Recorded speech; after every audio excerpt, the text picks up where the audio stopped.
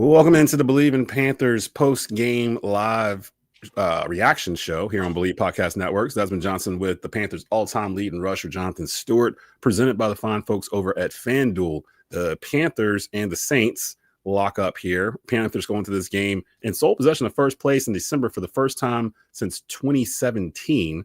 Have not won back-to-back games since September. So, of course, the Panthers end up losing to the Saints on a last-second field goal, 20-17. On the road at the Superdome in New Orleans. Tyler Schaff, the rookie quarterback for the Saints, is probably giving us more problems than any other player this season. We just seem to can't get over the Saints for some reason. They're 4-10, and two of those wins are against us. So I'm going to turn this over for a bit to Jonathan Stewart while I gather some numbers and everything else. Stu, we both watched this game. We got a little bit around the league news too, a little bit later on too. Big injuries to big players. We'll talk about that just a bit. But Stu, 2017 losers to the Saints to bring themselves back to 7-7 and tied for the lead with the Tampa Bay Buccaneers going into a game with the Tampa Bay Buccaneers on Sunday. Give me your thoughts here. What the hell happened? Like, how did the Panthers kind of lose control of this game? I mean, we didn't move the chains the way we were supposed to move the chains. And by that, I mean just converting, right? Getting first downs. I think New Orleans, they're really good on defense when it comes to getting negative plays, right?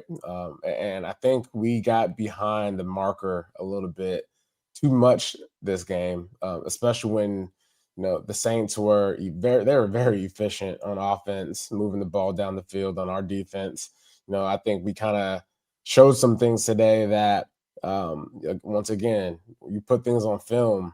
Certain coverages, leaving open gaps for a shot to be able to exploit us, man. It really showed a little bit of maybe, I don't know, just a little bit of rustiness coming off of a bye week. I don't know what to really, to say besides we still got another chance, right? We still got hope. But, that's why it's not nasty. But it's. I was telling people I wanted to see a polished football game against the Saints, and if you play a polished football game, you end up coming away with victories, right? The Saints had 27 first downs. 27 first downs, dog. I mean, they were just way more efficient. But then first downs on penalties, we gave them 6 first downs on penalties. So again, what's the thing that we've been saying all season long? Like, we've been getting too many penalties in crucial moments in the games, right? So third downs, the moment that you have to have it, the moment that you have to be disciplined, the moment that you have to just hold your water, the moment that you just got to play with your feet and not your hands, we're not doing those things, and it's exploiting us, right? And this is a game that, again, we beat ourselves in the little things, and it's gonna be the little things to be a championship team, a playoff team, to move and advance in the playoffs, is to be able to do those little things. I mean, field goal, I mean, punt, all those types of things. You're lining up off sides on field goal. Those are little things. Those are things you learn in high school, in middle school, college. Like, yeah, those mistakes happen, but when you make the same mistake twice, there's something there that you have to draw attention to if you're the Carolina Panthers. And then the third down efficiencies, 50%, that's not terrible, but it's not great, compared to what they were doing. Compared to what they were doing. And I just feel like that quarterback, today's quarterbacks, I mean, I look at Bryce Young, he was taking what the defense was giving them. And again, I think the Saints isn't all that bad of a team as what their record says they are, especially when they're playing with nothing to lose. You play looser. If you're a coach, you're calling different plays. You're playing a different type of game, and especially a home game. I'm pretty sure it was loud, chaotic, couldn't hear anything. But that's an opportunity for you to advance in a playoff-like atmosphere when it comes to playing in Mercedes-Benz Stadium. It was one of those games where sometimes it's hard for me to get into the game in the very beginning of it. So I'm either on a laptop or I'm kind of in and out of it. And in the second half, I was like, I got to watch this and find out what's going on. So I put everything down and started watching it. And that's kind of when the Saints kind of put their foot on our throat a little bit in terms of controlling the tempo and controlling the possessions, really, because they felt like they had the ball like all of the second half. It really felt like the Panthers never really got in a rhythm on offense in the second half. And I'm sitting there looking at the box scores. If you just looked at them from a glance from away, the Saints had 27 first downs, but I didn't really tell the story. It was really their passing game that killed us today. Tyler Shows 24 for 32. Chris Olave, 272 yards. Chris Olave was silent all game and then decided to show up second half, the fourth quarter. And it all came off of a Mike Jack, Mike Jack was covering Chris Olave there on the sideline. And Chris had a wide open catch, easy catch, routine catch that he got popped from behind by Mike Jack, made a really good play on the ball, and the ball came loose. And then after that moment, it was almost kind of like, Tyler realized, oh, I have Chris Olave on my team. He's like, oh, where'd you come from? And so the offensive coordinator started dialing certain things up and started exploiting us and the coverages that we were running. And just picking us apart, man. And it happened so fast that I'm pretty sure, being a player in that situation and being in that dome, I've seen it happen so many times. Yeah. It was almost kind of like a flashback of Drew Brees having 20 seconds and going down and winning a game, right? Yes. It happens, exactly how I felt like. It happened so many times, and there's something to the Carolina Panthers playing in that stadium. It's hard. It's hard to play in that dome. And I think that they knew going into this game it wasn't going to be a walk in the park. I love how we opened up the series with the mentality of running the ball. But then they went on that 19-play drive, 17 or 19-play drive, the Saints did. And that kind of crushed the momentum, to be honest. It crushed the momentum in the first half. When you take a team that's that thrives on, creating steam on offense, if you're not creating steam and you're sitting on the bench, it's hard to get things going. And I think that's where, the Saints, they executed their game plan, which was let's play keep away and let's grind this thing out. And they had plenty of drives where they just did that, where they kept the ball away and they just continued to 27 first downs, though. That's a lot. Yeah, that's a whole lot. 14 of them were passing first downs. It was like, where's our secondary today? It feels like, something I noticed too. It feels like J.C. Horn plays his worst games against the Saints. And I don't know if it's because his daddy played for the Saints and he was like, in the locker room as a kid. So he's got conflicting memories of it or something, or I don't know what it is. But today it felt like he was a little bit behind like everything. And this is a dude this is his first game back too off of, being out for some time now. He's been out because he missed 3 weeks. Yeah, he missed the week, and then we had the bye, and then you go through the practice week. So hadn't had live action in 3 weeks. So I give him a pass. There's a little bit of rust on him, So I wouldn't take this game and say, this is who J.C. Horn is. We know who. Oh no, I don't want to say that. Matter of fact, he's the only. They flashed the graphic. He's the only player in the NFL that's had multiple interception games multiple times this season. Like J.C. Horn's had a Pro Bowl season this year. All-pro season this year, actually. So I expect that to happen. I'm seeing some comments. Thanks to everybody that's coming in on YouTube for our post-game reaction show. I know a lot of Panther fans wanted to come in and get some stuff off your chest. I see somebody posted on here. I know that y'all don't like to poop on players, but Smith Wade on the field goal penalty killed our chances of winning. I don't think that was it.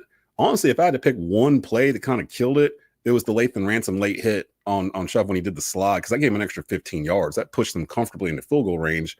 And I can't even put it on Ransom because that's such a bang play. That's such a hard thing to do. If you're a defender and you see a guy with the ball, you're taught to go get the ball. Yeah, he's running in the middle of the field. And yes, he's the quarterback and he's running in the middle of the field and he can just drop to his, to a slide at any moment in that run. And it's such a hard thing to do because what are you going to do? You're going to do a late arm tackle and get ran over and embarrassed? You're going to tag him real quick. I mean, and you know who messed that up for everybody, the whole league? Pat Mahomes. Because Pat Mahomes started taking advantage of that and thinking, okay, they're not going to hit me, thinking I'm going to slide. He started doing that tippy toe thing down the sideline and stuff like that. And now defenders don't know what to do because other quarterbacks started doing it too. We'll get to Pat Mahomes in just a little bit. But yeah, that was probably a key play. There was another one too when it happened. I was like, oh no, it gave him another opportunity. It was late in the second half. But fact of the matter is, it was just the chunk plays where they were converting on third downs, the chunk like the penalties. When you have 6 penalties that convert to first downs, that's a problem. That's too many. You know, it just crucial moments of the game. You cannot beat yourself. Crucial moments of the game, your guys have to rise to the occasion to make plays. And sometimes making plays is just not doing too much. And I feel like maybe that's the thing. Maybe some of the guys out there were just trying too hard. I don't know, because there's a such thing as doing too much, thinking too much, like. And thinking that you have to make the play instead of just making your play, which is just doing your job, right? Like the hands to the face thing, right? There was a penalty for hands to the face. Yeah. It's like, okay, you feel for the moment that you have a face mask, you have a helmet. At that moment, you got to reposition your hand, reposition it. Let go. You got to punch off and punch back in, like. And I just think there's a lot of times you get so into the moment of the game that you forget technique. You forget, what fundamentally sound football gets you. Where that gets you, it gets you not as many penalties. It gets you an opportunity to be in position to make the right play. Penalties killed us. I think at the end of the day, Kellen Moore, bro. I played football against him in high school. So Kellen Moore, he was a quarterback, obviously, in high school. And we played them in playoffs. And, he's a guy that's been in these situations all his life where, you get a chance to pick people apart. He's been doing it from the quarterback position, offensive coordinating position, and now he's a head coach. Yeah. So, he had a game plan coming into this week. Because again, coaches are coaching against coaches. I'm trying to be the best coach coming out of this. Tyler Schott saw himself and everybody talking about Bryce Young and was like, well, don't forget about me. I looked at this game and looked at the Saints of what are they playing for? They're playing to not be forgotten. They're playing to be remembered for the next season, right?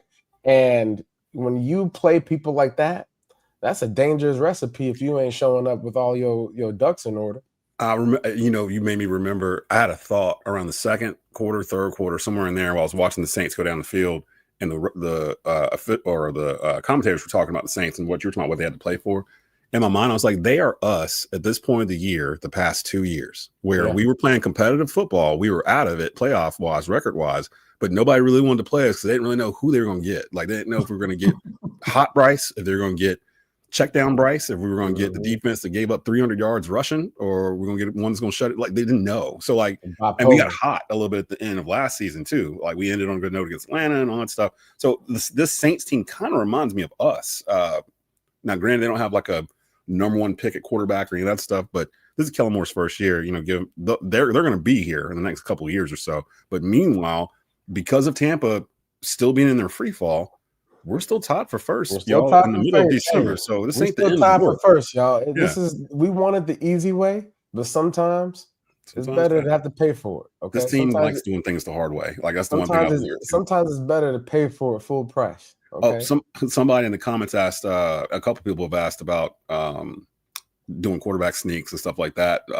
Albert R7241 says, what did you guys think of the 4th and 1 play given it to Chuba? I don't have a problem with that call at all. It's just they didn't execute it. You know what I mean? I think the execution of the play didn't necessarily pan out the way it should have. I mean, it was there, kind of. It was a little bit of just timing, a little bit of that play, right? If you're not getting a handoff from the fullback position anyways, if you're not doing it often, that's a little bit of like a, like I know what to do, but I don't do it. Like you're doing it with the opposite hand almost, like you're doing it in reverse, like you're writing with your left hand instead of your right hand. It's like, I've done it before, but I don't really like doing it. And there was a lineman on the ground too. I think there was a lineman laying on the ground. At your feet, it's kind of hard to find momentum to really push any type of pile or and whatnot. I mean, in those types of situations, you're just trying to secure the ball, right? And maybe if you have a little bit of time and there's nobody at your feet, you might be able to find a way to bounce it and try to find a one-on-one with the linebacker and then just take him on. But I'm not mad at that call. You put it in the hands of the running backs is what you did. And I think hindsight for them, they probably have something else that they might have called, and it probably would have been a little bit different. Right? I would have rather did that than do quarterback sneak with Bryce up the middle, because looking at it from the sideline, the camera angle, that was a long yard, and Bryce Young is not a long, tall quarterback. And that's the reason why they don't really do quarterback sneaks with him, because I'm seeing that in the comments too, that if they're going to do quarterback sneaks, they should put a tight end in there to do it or something. Then we're just telling the defense what we're doing. Like, we've got two capable running backs and a good offensive line. We don't have to do a quarterback sneak on 4th and 1. We were leading. I think we still are. We're leading the league in 4th down conversions. So, like, whatever they're doing on 4th down, I don't question. I'm like, whatever they're doing, they're being aggressive. And sometimes you're going to get them and sometimes you're not. And more often than not, we've been getting them this year. So, not give a hand to the Saints. Like, it's not all just about us. Like, the Saints are a good team too. The Saints played a good, sound football game. They were at home. I mean, and I know they didn't have Kamara and some others, but I mean, Demario Davis too is going to be a future Hall of Famer. And the way he was out there playing on those 3rd and 5s, I mean, he was hitting that landmark at 5 yards and was not giving up anything else. I mean, it was just they played fundamentally sound football better than us. Yeah, and that's really what it came down to. And I think defensively, the bright spot for me on defense is our defensive line got after their quarterback. I wrote it down. Bobby Brown had a day. That's what I wrote down. Bobby Brown was flashing the day. Bobby Brown the third. Okay, listen to me, brother. I want to see you every single week. Okay, look, the way you played today, it can get us places. And obviously, it's how do we play complementary football to where everybody's playing like that? And honestly, man, that bye week, it's good to get everybody feeling better health-wise. I'm glad that happened. I'm glad it's out the way. And maybe this signals an opportunity for them to really just lock in this week and just hit this thing running next week as Tampa Bay comes to Bank of America Stadium, where this has got to be the loudest game in history of Carolina Panther football. I don't want to see pewter and gold in the stands. There should be no black and gold, no white and gold, no nothing. It should be all black and blue everywhere, dripped out. As a matter of fact, don't even wear black, wear blue. Wear blue. We know. So that way we know where y'all at. We're that electric blue. And I'm seeing some of the other comments coming in terms of the Ravens. Well, they've got Derrick Henry and they still do sneaks with Mark Andrews. Yeah, they also have Lamar Jackson. Like, it's a different dynamic. Like, they could easily give it to him, but they're doing it in terms of you don't know where it's going to go. With us, if you take Bryce out, then you know that somebody else is doing the sneak. So it's not as easy as just putting in the magic play and going. It comes down to execution. We wouldn't be talking about this if we just executed, right? Right. Like, when you got guys at the bottom, if I'm a running back and there's somebody in the backfield on the ground, that means we lost. Right. Yeah. And it's like when we're saying all this, it's not like the Saints blew us out. They kicked a 47-yard field goal with 2 seconds left on the clock as time expired because we gave them 15 yards on a roughly pass. We put ourselves in penalties. Yeah. I mean, and that really just goes to someone else had mentioned in here that, this is like, I think the 3rd time this season where we had a chance to have full control of the division and we lost all 3 times. 2 of those times were to the Saints. People got to remember, this is a very young roster. They have never done this before. They're learning how to win right in front of us. Yeah, so you've been part of teams like that, Stewart, 2013, 2014, going into 2015. You guys had to have sort of, what's the word I'm looking for? You had to have disappointment and losses like this to learn what to do when you're in that situation again. And it was a culmination of, it wasn't just like 3 or 4 games. Y'all learned at the end of the year, you're good to go. It's a learning curve, man. Like, and Dave Canellis is learning, right? This is 2nd year head coach. calling plays and all, right? So he's learning. Think about where he was growing. calling plays in September compared to where he is now. I mean, Because like we were questioning my boy. no, We were listen, questioning. night and day, man. He this is a thing of execution, penalties, not getting behind the chains, meaning not hitting those negative plays. We had some negative plays today, which for the most part, when we win games, that's not a factor, right? We usually are always progressing, moving the ball forward, not taking a lick. And we took a couple today in the run game. And a couple completions there early on in the game. You look at the rustiness of certain players, not necessarily being able to hold on to the ball, or certain passes that you would have thought to yourself, oh, that's a routine catch here and there. But I will say, man, there's a lot of bright spots. Bryce Young has some nice ball. Bryce dime drop to Coker. Bryce Young dime drop to Coker touchdown in third quarter. That's what I wrote down on my phone. That was why you drafted him number 1 overall, was for plays like that, and he did that. And not only that, the plays that you scrambled for, right? He understood the situation. He understood where his outlets were. He understood, where the first down marker was, and he was out there putting his body on the line because he understood what was at stake. And so you got your quarterback out there playing the way Bryce Young was playing today, trying to make the play, trying to make the right play, right? Not the the sexy play, but making the right play. That's what I saw at Bryce today. I loved Coker's presence. There. I love T-Mac's effort on that one hand ground catch. That ball didn't move. Yeah. That ball did not move at all. Yeah. But I get it. You got to make sure you have your hand underneath the ball when you're making contact with the ground, which is the reason why they made that incomplete pass. I look at defense. It was good to see Merrick out there. You can kind of tell he was kind of kicking some dust off his tires as well, because he had a suspension and then you have a bye week. So, but it was good to see him being physical. He was throwing bodies around.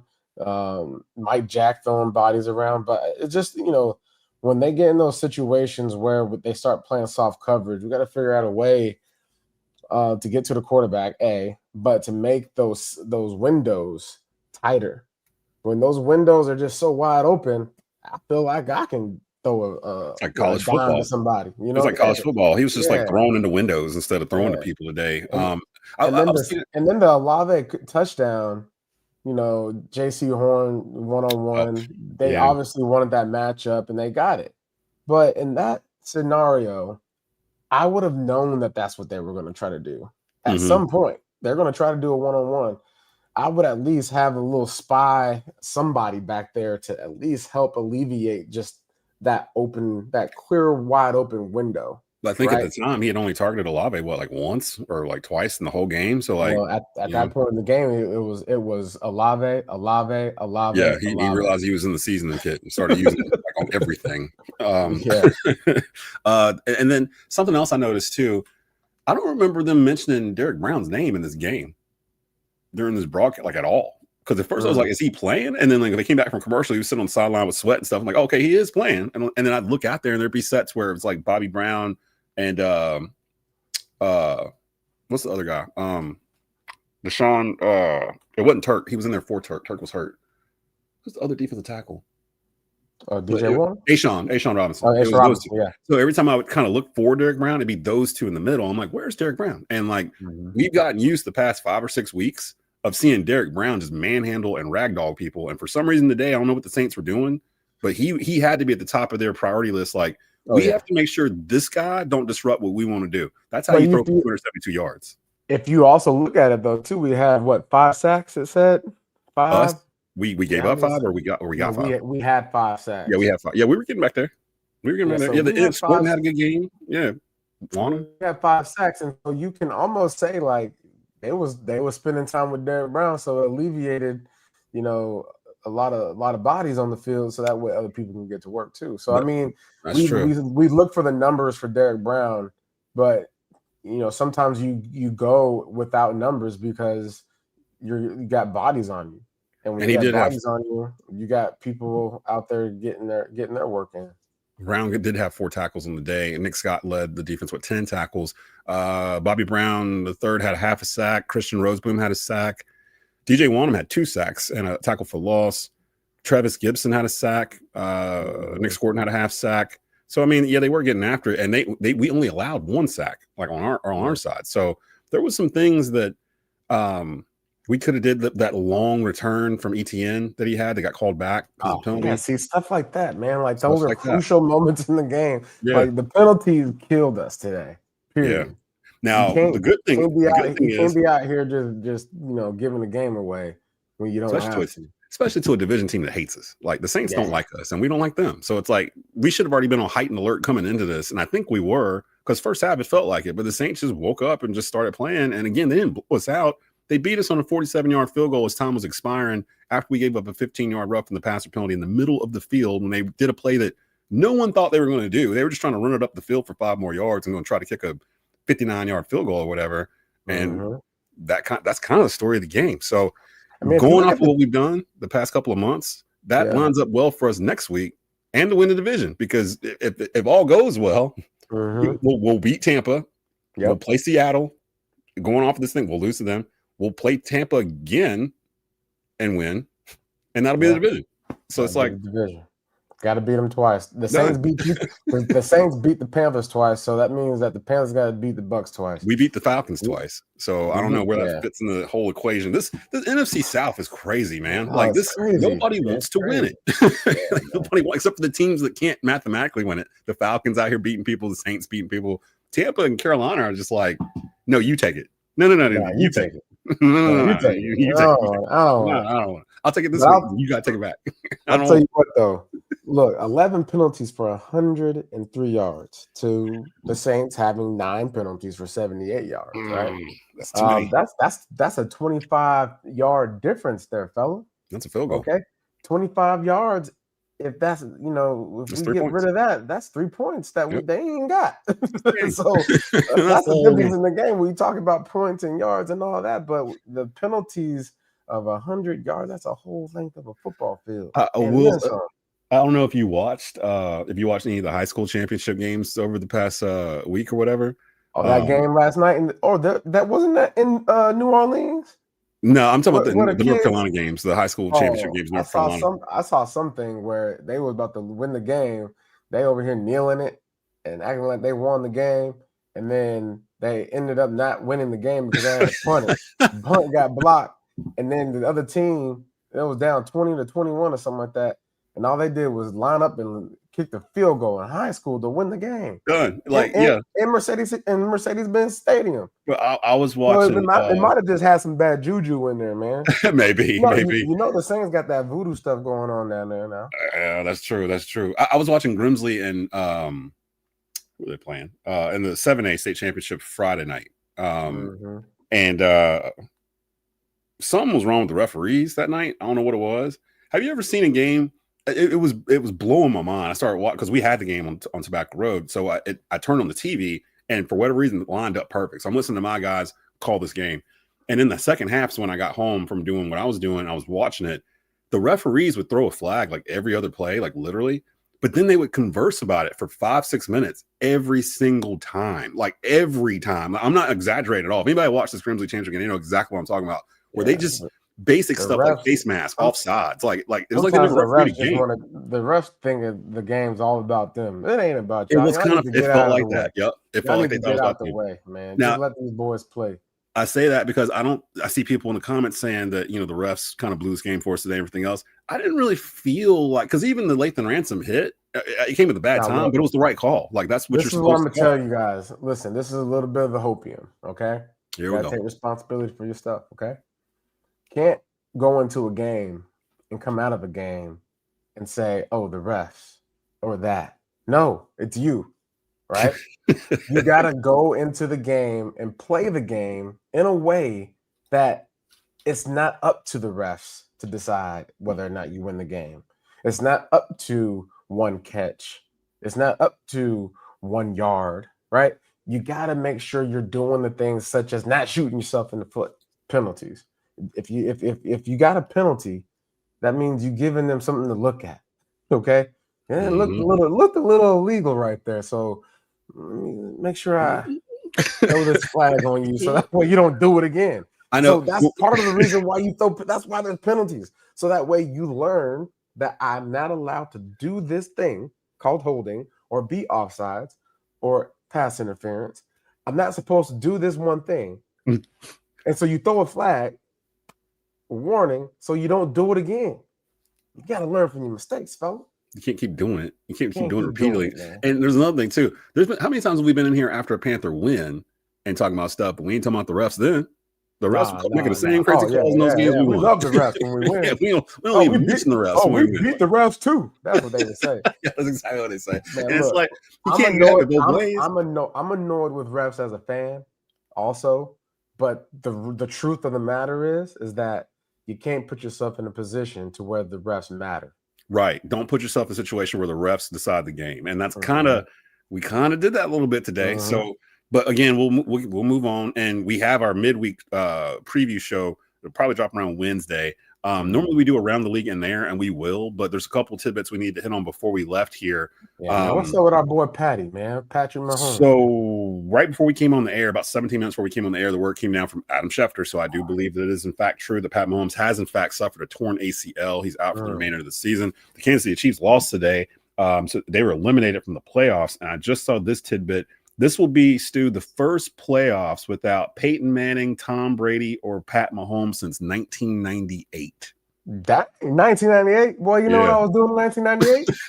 I was my first year playing football. Wait, how old are you? I was a 98. I was second year in college, first year in college. Man, boy, you old, boy. I'm old, man. I'm 47. 25? I'm 47, but black don't crack, so I'm feeling, feeling pretty good. I'm feeling good. I need some more water. Okay. But yeah. But no, Mahomes put honey in your coffee. Don't drink coffee. I don't drink coffee. So maybe that might be something to do with. And then of course Green Bay, Micah Parsons, they fear he has a torn ACL also. His was on a non-contact. He was chasing after Bo Nix and just went down. Contact, that's real bad. I think Mahomes was. I saw Mahomes' injury. He was running around the corner. And he had a little hyperextension. Yeah, his foot it looked like it got caught in the turf or something when he was running. A guy was trying to tackle him at the same time, and it just from the back. When you see the angle from the back, you can see it. You're just like, ooh, that's. And he's already been dealing with some knee pain. I wonder if it was something in the sense of like, this is a minor tear, and now you just already tore it. Because they were still trying to get in the playoffs, but now they're eliminated. And ACLs, how long does it take to come back from an ACL?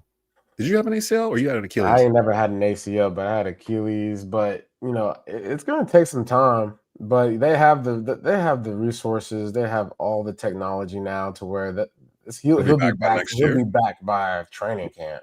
Oh, okay. Because this is December, January, February, March, April, May, June, July. I mean, that'll be around 8 months. Yeah, he'll be back.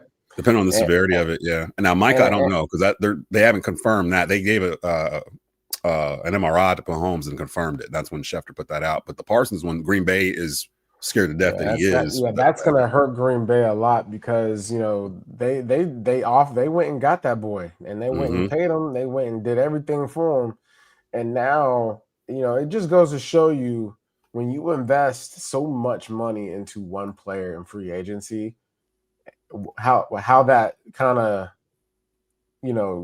what that does to you as a franchise. It locks you up into an identity that's not available. Yeah. And it's unfortunate because obviously Micah's worth every penny, right? But that's just the nature of this game. Guys go down with injuries, but man, praying for Micah, Patrick, all the guys that we don't even know of that play this game and have gotten hurt this week. For the fans, you don't really understand the level of work that goes into preparation, the level of sacrifice that these families have with these players. Yeah. And then, something like, a season-ending knee injury occurs out of nowhere. That's just the nature of the game. But now you're talking about an uphill battle. So, I don't want no slander of the Chiefs and whatnot, and Patrick Mahomes as he as he goes back into the lab. I'm pretty sure he's gonna come back better than ever. I can tell you that. It might be a blessing for the Chiefs, because to be honest. that's what happens when you get injured and you have the mindset like a Patrick Mahomes or a Micah Parsons. You actually go into you almost come out and bloom like a butterfly, right? Like that effect of, man, I'm going away, I'm locking myself away to get better, to heal. And you're gonna go through some things mentally, spiritually, all kind of stuff. And Bert's really lonely, rehabbing for that kind of stuff. Yeah, man. I've never had anything that severe. I've had knee surgeries, but it was a long time ago. So, but he's definitely going to be, coming out of this thing way different. I think better. Which I don't know how you can be better than what you've already been, Patrick Mahomes, but you can decide for us. And I think it's part of the story, right? You look at all the quarterback grades. They've all went through something. Yeah, right? Even Brady. Remember Brady? Yeah. What was it? Leg injury. It's what caused the rule to happen with the hitting the quarterbacks or whatever, because he got injured and was out for the whole year. He tore something on a hit. His leg got kind of funny. But yeah, and with Mahomes, in terms of the Chiefs, it had to end eventually. Like this run, like nobody goes to the Super Bowl every year. Like I know people were starting to think that he was going to get there every year, and I'll be dang if he wasn't trying. he pretty much kind of did. You sure they out of it? They still might be in it. Nah, they're mathematically out unless they figure out some way to trade with a team or something to take their slot. But yeah, shout out to Andy Reid and the Chiefs and all them. It took me a while to come around on them, but I understand what they are, and we're literally watching. I think what we're watching right now is the year after Brady won his third in 4 years. Like we're watching that year where they didn't make it back, and they went into this whole condo where they were still competitive because the AFC North was a mess. So they were still winning the division and getting in the playoffs, but they didn't get back to the Super Bowl for like a decade or something. For a while. And then they got back with Randy Moss and Wes Welker and all them, and then he went back 3 out of 4 years again. So and I've always thought Pat Mahomes' career might mirror that, because again, you can't go to the Super Bowl every year. Like, I don't care how good you are. I don't care if you're Pat Mahomes, Tom Brady, whoever. Like, Joe Montana to go to the Super Bowl every year. Like, your body atrophy. You get hurt. Like you said, like, people get hurt. People get more money. People leave. The roster changes. And we were saying that this year with Kansas City. They were trying to figure out, what can we do to stop the bleeding, basically. I think this is Travis Kelce's last year. I don't think he's going to come back. Why does he need to at this point? He's not going to be there for a rebuild, and I wouldn't be surprised if, depending on the severity of Mahomes' injury, maybe he sits out next year. Maybe they just roll like that. And the last thing you want to give these Chiefs is a bunch of high draft picks, with Pat Mahomes as your quarterback. We just talked about this the last show, where I was saying the Steelers can't get right at quarterback because they're always winning. They can never get a high enough draft pick. The Chiefs, you give them a top 10 pick or something, and they know what they want to go after, and Mahomes is going to come back 100%. Yeah. You know what I mean? Like, it feels like this. It might be shaping up to that. And then the Micah Parsons thing, and I know we got to get out of here, but the Micah Parsons thing, it's funny how we were talking about the Packers at the beginning of the year. They do like world beaters, like really after week one. We're like, oh, they're the favorites. And then they got Micah, and we're like, ooh, it was really, really good. We haven't told Jerry Jones that he might have been right. You know what I mean? Saying we gotta apologize to Jerry. I've been on this owner apology tour this year. Like, we gotta give Dave Tepper some flowers. Jerry Jones might have been right. You know what I mean? Like, because look at it now. Like, because now Green Bay's like whole playoff thing. What if Carolina gets or Dallas? If Dallas gets further in the playoffs than Green Bay does this year, Jerry Jones is gonna be on his radio show talking about, I was right. I told y'all I was right. I told y'all I was going to do it, and that's what I did. And Jerry, you were semi-right, brother. Semi-right. Semi-right. Can't give him no credit. The football gods, over here messing with people's legs and stuff like that. So right now I'm going to say semi-right. But I'll say what, it's a different year, man. This is the way this season has shaped out so far. I mean, you look at the Patriots today; they was rolling, and then the Bills came back. Josh Allen is the MVP. Josh Allen MVP. The Bills are the best football team in all NFL. Drake May should be considered MVP too. Like, he's up there. He has transformed those Patriots. Like, but I'm gonna tell you something, fella. That boy Josh Allen and the way he has them boys locked in. Might be his time. To be coming back from, they was losing. Okay? Yeah, I texted you. I was like, yo, they're getting beat down right now. And then I look back like 30, 40 minutes. I was like, oh, they caught up. And then the Rams. So if we had to end this week right now, and the Super Bowl is played next week with the best teams, it would be the Rams and the Bills. Who you take? Ooh. I'm starting to believe a little bit in Mike Vrabel and the Patriots. I know I was totally against them like 5 days ago. You still with the Patriots after they just lost to the Bills today? I kind of, yeah, because when they see him in the playoffs, they're going to be in New England. So it's like, were they in New England today or were they in Buffalo? Yeah, they was in New England today. They went in New England, came back on that behind, and won. Okay, I don't know. That's the thing with this season. I really don't know. I feel like it could be a team, like 2 wild card teams get in that just got in the last week of the season. It could be Carolina and I don't know, throw Baltimore. Yeah. You know what I mean? Like just something weird like happens in the Super Bowl. Nah, I'd love to see Patriots Panthers Super Bowl. Ain't gonna make nothing. They won today. They beat Cincinnati. They beat the Bengals, man. Yeah. You heard what's his name? Joe Burrow. Joe Burrow basically told us I don't want to play football no more. Not here. Not here. Y'all need to figure this out. I'll go to Cleveland and play football before I play here. I'm not about to give you my all. You hear me? That's what he said. It's just like Carson Palmer, just like 10 years later. They're going to make this dude retire after like 6 years. And he's going to pop up in Las Vegas or someplace to play football. Like, man, shout out to T.TVY4579. He said he was paralyzed from the chest down in a BJJ accident. He worked his way back. Definitely learned some things about himself. Yeah, that's fast. Shout out to you, man, for recovering and getting back to life, man. There's I wanted right here on this last one here from Jay Bless Anointed. And shout out to everybody who came in and commented on stuff today while we're doing the post-game show. They say 0-12 when favorite since 2021. Well, I guess on the bright side, the remaining 3 games, the Panthers will be underdogs for all of those games. Here's the hope and the Panthers shock the league. And I think that's a good place to end it there because we will be underdogs against the Seattle Seahawks, and we probably will be underdogs against Tampa Bay. We got Tampa twice in Seattle. We still control our own destiny. We beat Tampa twice and win the division. I mean, go on a streak, man. You gotta stack them. And either way, you get to the playoffs. Guess what you gotta do? You gotta stack them. Gotta keep winning. Still gotta keep winning. Like, start now. The goal is not just to make the playoffs. Like y'all, the goal is to constantly get better every week. And we're gonna have bumps in the road where we take 2 steps forward and a step back. This week was a step back, and it is what it is. But next week, if we can take 2 steps forward, I'm content with the overall progress of this team for what they've done so far. So we'll go ahead and get out of here for here, and we'll be back Wednesday with our midweek episode. We'll go a little bit deeper into Panthers and Bucks because we need to preview that. Baker Mayfield we're very familiar with, and we'll do some more around the league. We should have some more news on Micah because again that was not confirmed. They just feared that he has torn his ACL.